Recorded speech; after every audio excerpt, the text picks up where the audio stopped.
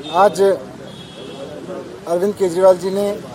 दिल्ली विधानसभा चुनाव लड़ने वाले उन प्रत्याशियों से बात की वो जो चुनाव नहीं जीत पाए किसी भी कारण से।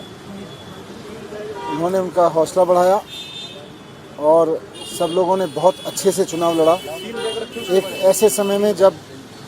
पूरी की पूरी मशीनरी, पैसा, शराब, इस सब का खुला खेल चल रहा था,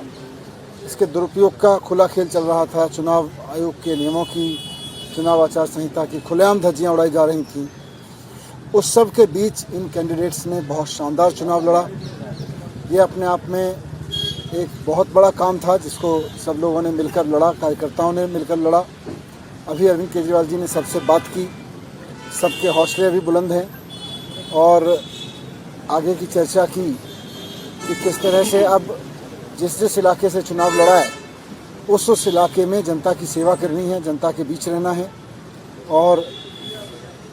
वहाँ से जो बीजेपी के लोग जीते हैं वो भले ही लोगों के लिए काम करें ना करें, लेकिन उन्हें,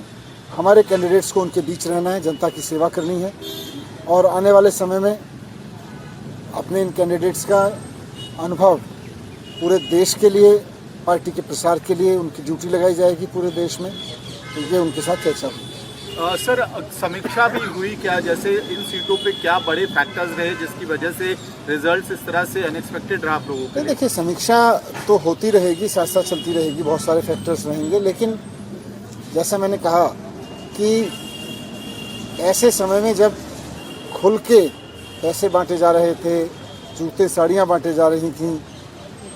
शराब बांटी जा रही थी, खुल के मशीनरी का दुरुपयोग हो रहा था, वैसे में चुनाव लड़ना कोई आसान काम नहीं था। यह इस सारे तंत्र ने इस चुनाव को जिस तरह का बना दिया था, उस सब के बीच में सब लोगों ने बहुत अच्छा चुनाव लड़ा और जो भी कारण रहे लेकिन सक्सेसफुल नहीं हुए। लेकिन अब सभी लोगों को अरविंद केजरीवाल जी ने कहा है, जो लोग हारे हैं वो भी अपने अपने क्षेत्रों में जनता के बीच रहेंगे, जनता के मुद्दे उठाएंगे, जनता की सेवा करेंगे और जैसे भी मन पड़ेगा उनको भी इतने सारे लोगों ने सपोर्ट किया है, हज़ारों लाखों लोगों ने सपोर्ट किया है, जैसे भी बन पड़ेगा जनता की सेवा करेंगे और देश भर में पार्टी के लिए काम। क्या कांग्रेस ने